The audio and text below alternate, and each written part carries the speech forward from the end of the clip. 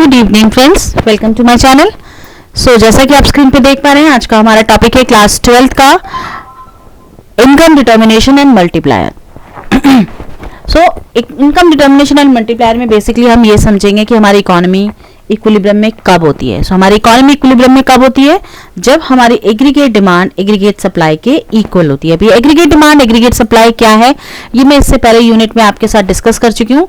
इसका लिंक मैं description box में डाल दूंगी, आप वहां से इसको देख सकते हैं। सो एग्रीगेट डिमांड बेसिकली होती क्या है?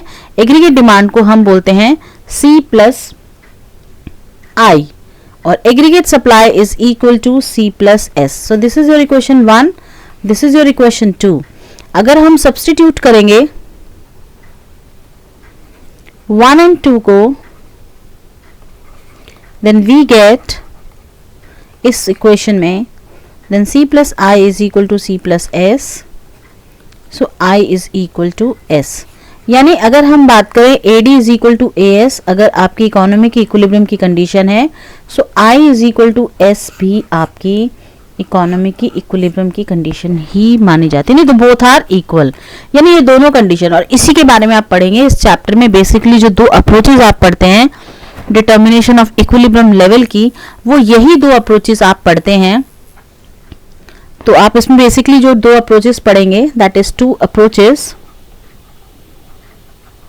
For determination of equilibrium level.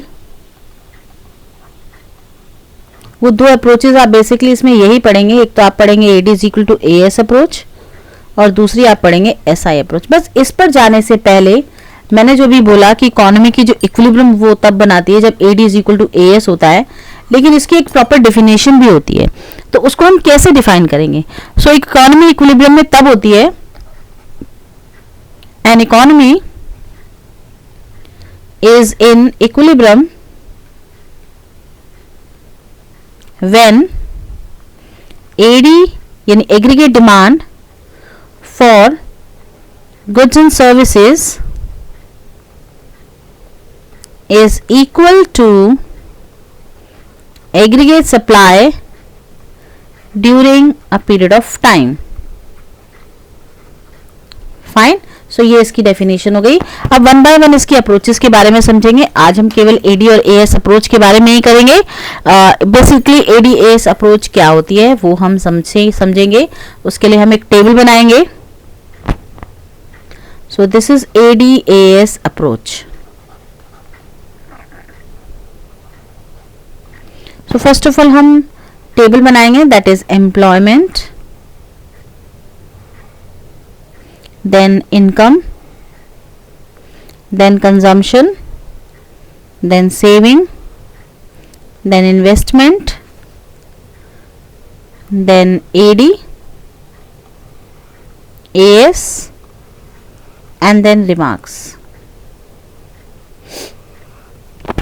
So employment में हम 20, 30, 40 and 50, 60 ले लेते हैं। income as usual 0, 100, 200, 300, 400, 500 and 600. Consumption 40, 200।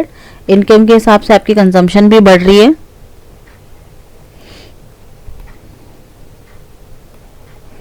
जैसे जैसे मेरी इनकम बढ़ती है वैसे वैसे मेरी कंजम्पशन बढ़ती है। नाउ सेविंग, इनकम में से कंजम्पशन को मैं माइनस कर दूंगी तो मेरी सेविंग आ जाएगी। सो मैंने माइनस किया, -40 आ गया, 100 - 120 -20, 200 - 20 0, 300 - 280 20। इस तरीके से मैंने सेविंग को कैलकुलेट कर लिया। Now investment, we are talking about autonomous investment. So autonomous investment is constant at all level of output. Now what is AD? AD is calculated by C plus I. C plus I, this is consumption and this is investment. Add करते जाएंगे and we will get aggregate demand. So this is 80, now 160, now 240, now 320, 400, 480, 560. Now AS is equal to C plus S, this is C, this is S, calculate करेंगे, so we will get AS that is 100, 200, 300, 400, 500 and 600. So equilibrium की condition है economy की, AD is equal to AS. So देखेंगे AD AS के equal कहाँ पर आ रही है, यहाँ पर आ रही है. सो आपकी इकोनॉमी इक्विलिब्रियम में कहाँ होगी, your economy is in equilibrium, it's at 40, जो आपकी एम्प्लॉयमेंट है वो 40 होगी. So this is AD is equal to AS. इस AD इक्विलिब्रियम वाली कंडीशन से अगर हम ऊपर देखते हैं, so AD is greater than AS है. देखो आप 80, 0, 160, 100, अगर आप दोनों को कंपेयर करेंगे तो आपका aggregate demand is more than aggregate supply आ रहा है. बट आप इसके बिलो कंडीशन में जाएंगे तो यहाँ देखेंगे कि आपका aggregate demand is less than aggregate supply है. Got it. सो ये 3 इक्वेशंस आपकी बन गई, 3 सिचुएशन बन गई. AD is equal to AS, यानी AD AS अप्रोच में यू विल गेट 3 कंडीशंस, यानी आपका AD is equal to AS हो गया, AD is less than AS, AD is greater than AS. कई बार क्वेश्चन में आपसे ट्विस्ट करने के लिए वो आपसे ये नहीं पूछता कि AD AS कब होगा, वो आपसे पूछेगा नॉट इन इक्विलिब्रियम की कंडीशन बता दीजिए. सो नॉट इन इक्विलिब्रियम की कंडीशन क्या होगी, when AD is not equal to AS, यानी AD is greater than AS या फिर AD लेस देन AS. अगर वहां पर आप AD is equal to AS वाली कंडीशन बता देते हैं तो you will not get the marks, remember this. Now इसके बाद फिर हम लोग डायग्राम पे आते हैं.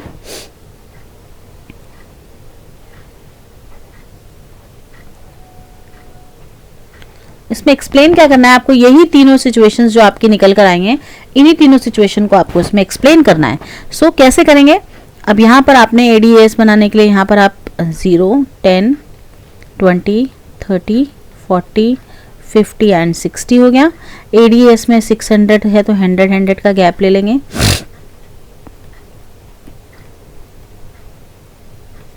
And this is 600. सो पहले हम AD को प्लॉट करेंगे, दैट इज 0 पर 80, देन 100 पर 160, देन 200 पर 240, 320, 400, then 480,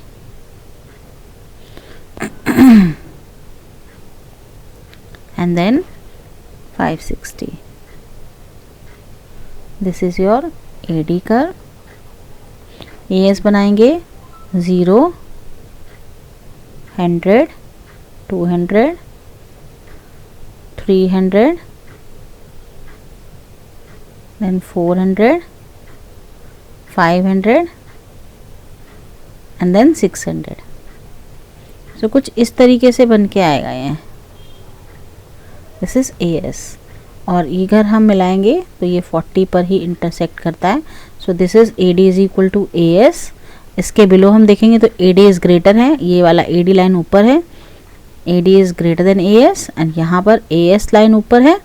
so this is AS is greater then AD and this point is called equilibrium. Now what you have to define in this topic, इसमें आपको define क्या करना है, इसमें आप पूरा पहले first of all you have to prepare a table, then you have to prepare a diagram. So if अगर इक्विलिब्रियम की कंडीशन आती है तो AD is equal to AS आप डिफाइन करेंगे, इसमें कोई शक ही नहीं है. लेकिन अगर आपका पूछता है क्वेश्चन में not in equilibrium, so not in equilibrium वाली कंडीशन में you have to define AD is greater than AS or AD is less than AS. Now in both the situation when AD is greater than, think about it, what happen, aggregate demand aggregate supply से ज़्यादा होगा तो क्या होगा, demand ज़्यादा है supply से. It means what happen, it means consumers and firms together would be buying less goods. AD आपकी जो है ना यहाँ पर ज़्यादा है, together would be buying more goods. यहाँ पर क्या हो रहा है, यहाँ पर गुड्स जो है वो कंज्यूमर और फर्म्स जो है वो ज़्यादा गुड्स को बाय कर रहे हैं, जबकि प्रोड्यूसर जितना प्रोड्यूस करना चाह रहे हैं उससे ज़्यादा, प्रोड्यूसर्स की प्रोडक्शन से ज़्यादा फर्म्स और जो भी कंज्यूमर्स हैं वो ज़्यादा डिमांड कर रहे हैं. सो जिससे की वजह से क्या होगा, क्योंकि एग्रीगेट डिमांड ग्रेटर देन है, तो एग्रीगेट डिमांड जब ज़्यादा है तो उसका मतलब क्या है, कंज्यूमर्स वगैरह ये लोग डिमांड ज़्यादा कर रहे हैं गुड्स की. सो एज अ रिजल्ट क्या होगा, हमारी जो इन्वेंट्री है, जो हमने स्टॉक करके रखा था सामान, इट वुड फॉल, वो फॉल होना शुरू हो जाएगा बिलो द डिजायर्ड लेवल, जो हमने सोचा हुआ था उससे भी बिलो चला जाएगा। जब उससे बिलो चला जाएगा तो क्या होगा, हमें अपनी इन्वेंट्री को बैक करना होगा। अब हम टू बैक द इन्वेंट्री, हमें इन्वेंट्री को बैक लाना होगा, यानी पुराना लेवल हमें, क्योंकि हमें स्टॉक भी करना है, तो हम अपनी इन्वेंट्री को बैक करने के लिए हम क्या करेंगे, हम अपने प्रोडक्शन को बढ़ा देंगे, इंक्रीज कर देंगे अपने प्रोडक्शन को।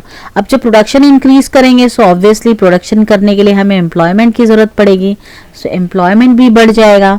एम्प्लॉयमेंट बढ़ जाएगा और कब तक बढ़ेगा, कब तक हम इसको बढ़ाते रहेंगे, टिल दे बिकम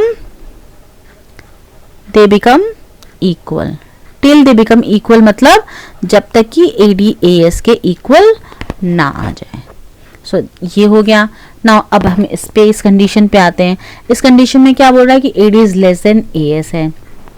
इसका मतलब क्या है कि जो हमारे कंजम्पशन, जो हमारे कंज्यूमर्स हैं और जो फर्म्स हैं वो उतनी गुड्स नहीं खरीद रहे हैं, उतना गुड्स नहीं कंज्यूम कर रहे हैं जितना कि फर्म्स प्रोड्यूस कर रहे हैं।